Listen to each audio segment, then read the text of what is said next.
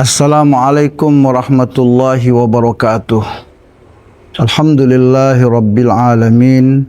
Wassalatu wassalamu ala ashrafil anbiya'i wal mursalin Sayyidina wa maulana Muhammad wa ala alihi wa ashabihi ajma'in. Amma ba'du.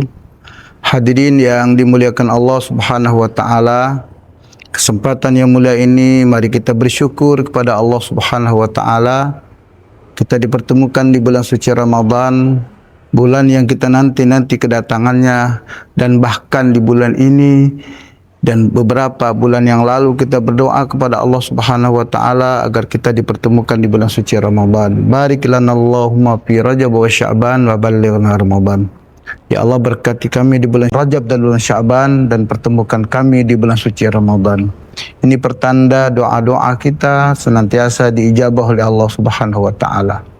Hadirin yang dimuliakan Allah Subhanahu wa taala, maka terkait dengan ibadah puasa Ramadan yang kita laksanakan pada bulan ini tentu mempunyai kronologis. Perintah ini diturunkan Allah kepada kita. Hadirin yang dimuliakan Allah Subhanahu wa taala, satu ketika Nabi Adam bersama Siti Hawa diturunkan Allah ke permukaan bumi karena beliau melanggar perintah Allah Subhanahu wa taala bersama istrinya Siti Hawa. Tapi perlu kita pahami bahwa apa yang dilakukan oleh para nabi dan rasul sebenarnya tidak mengandung dosa, tetapi mengandung syariat. Maka Nabi Adam bersama Siti Hawa Allah turunkan ke permukaan bumi. Nabi Adam diturunkan di India, kemudian Siti Hawa diturunkan di Jeddah. Maka berpuluh-puluh tahun tidak bertemu, akhirnya bertemulah Nabi Adam dan Siti Hawa di suatu tempat yang disebut dengan Padang Arafah. Bertemulah keduanya. Akhirnya mereka berdua selalu berdoa kepada Allah Subhanahu wa taala agar dosa-dosa yang dia lakukan diampuni oleh Allah Subhanahu wa taala, atau kesalahan-kesalahan yang dilakukan senantiasa diampunkan oleh Allah Subhanahu wa taala. Berpuluh-puluh tahun berdoa namun tetap saja belum diijabah oleh Allah Subhanahu wa taala. Maka akhirnya turun perintah diisyaratkan untuk melakukan puasa Nabi Adam. Puasa yang dilakukan 3 hari setiap bulan. Maka setelah dilakukan puasa itu bersama istrinya, maka Allah terimalah taubatnya. Artinya taubat kesalahan yang kita lakukan akan diterima Allah taubat kita jika kita melaksanakan puasa. Hadirin yang dimuliakan Allah Subhanahu wa taala. Kemudian cerita kedua juga terjadi kepada Nabi Daud alaihissalam, seorang nabi yang agung, seorang nabi yang bijaksana. Suatu ketika beliau ingin menikahi tunangan panglima perangnya. Maka dia sampaikan kepada panglima perangnya agar pergi ke medan perang untuk menjaga negara ini agar tidak diganggu oleh musuh, dengan maksud dan tujuan agar bisa menikahi panglima perangnya. Tapi saya ingatkan kembali bahwa apa yang dilakukan oleh Nabi Daud tidaklah mengandung dosa bagi Nabi Daud alaihissalam, tetapi sebuah perkara ingin menyampaikan syariat kepada Nabi Daud alaihissalam. Maka tidak berapa lama datanglah 2 orang yang menghadap Nabi Daud alaihissalam, ingin mendapatkan keadilan. Yang satu orang dengan membawa 1 ekor kambing, yang satu orang dengan membawa 99 ekor kambing. Maka bertanya mereka berdua ingin keadilan kepada Nabi Daud alaihissalam. Maka ditanyakan, wahai Nabi Agung, siapa kami mohon keadilan? Siapa di antara kami yang benar? Apa yang punya 1 ekor kambing atau 99 ekor kambing? Yang 99 ingin mengambil lagi 1 ekor kambing milik saudaranya. Maka dijawab oleh Nabi Daud, yang benar adalah yang 1 ekor kambing tidak boleh diambil lagi oleh yang memiliki 90 ekor kambing. Maka pada saat itu sekembalinya 2 orang tersebut, maka Nabi Daud sadar bahwa yang datang itu adalah peringatan dari Allah Subhanahu wa taala. Yang datang itu adalah malaikat ingin menyampaikan kepada Nabi Daud bahwa tidak boleh mengambil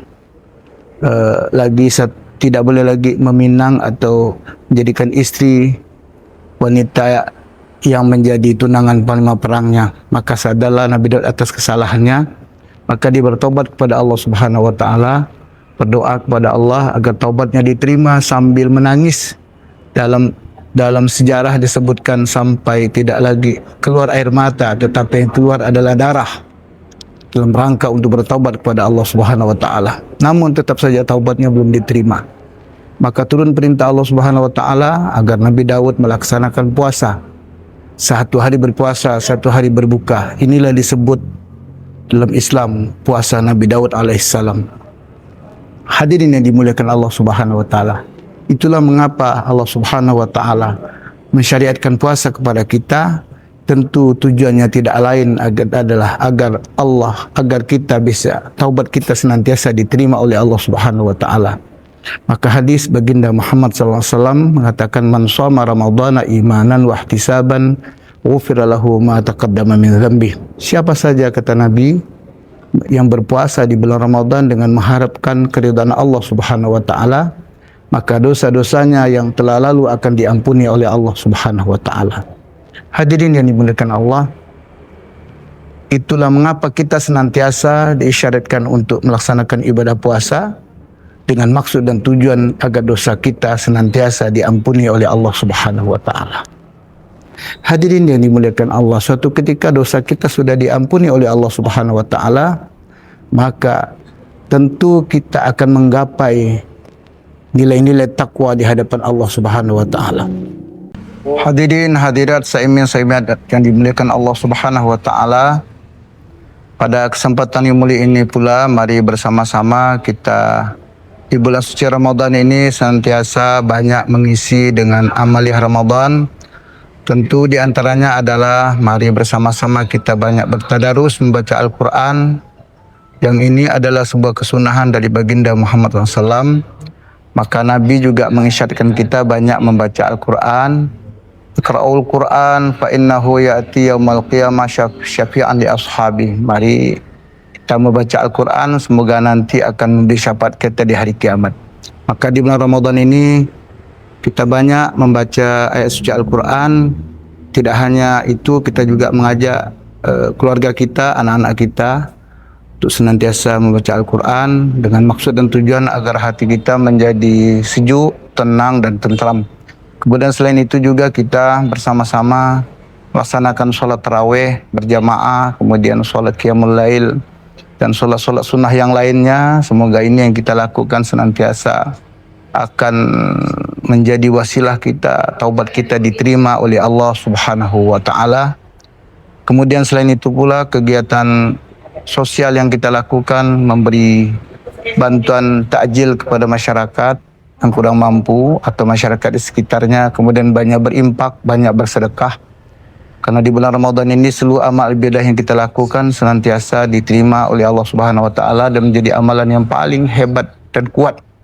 Yang kedua tentu juga bersama-sama di bulan Ramadan ini kita menjaga ketertiban, kedamaian. Tentu kita kedepankan semangat toleransi agar ini kota Pontianak tetap menjadi kota yang aman, tentram, damai, sehingga kota Pontianak yang digaungkan oleh Bapak Wali Kota sebagai kota bersahabat akan terwujud.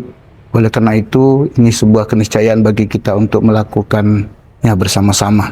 Selanjutnya di kesempatan yang mulia ini juga mengajak kepada seluruh di madrasah, di sekolah, mari kita didik anak-anak kita dengan banyak mendekatkan diri kepada Allah Subhanahu wa taala. Tentu kegiatan-kegiatan keagamaan lebih dikedepankan di bulan suci Ramadan ini agar anak-anak kita juga bisa menghadirkan kedamaian, bisa menjadikan anak kita anak yang soleh dan solehah. Yang terakhir, hadirin shaimin shaimat yang dimuliakan Allah Subhanahu wa taala, atas nama Kantor Kemenak Kota Pontianak beserta seluruh staf dan jajaran mengucapkan selamat melaksanakan ibadah puasa Ramadan bagi yang muslim, kemudian selamat berbuka puasa. Semoga di Ramadan kali ini kita senantiasa diberkahi oleh Allah Subhanahu wa taala. Semua hajat kita disampaikan oleh Allah Subhanahu wa taala semua kegiatan-kegiatan yang baik senantiasa diridhai oleh Allah Subhanahu wa taala, dan semoga kita juga menjadi orang yang bermanfaat bagi diri kita dan orang lain, sebagaimana hadis baginda Muhammad, khairun nas anfa'uhum linnas, orang yang baik itu adalah orang yang bermanfaat bagi orang lain. Demikian yang dapat saya sampaikan. Hadanallahu wa iyyakum ajma'in. Allahumma waffiq ila aqwamit thariq. Wassalamualaikum warahmatullahi wabarakatuh.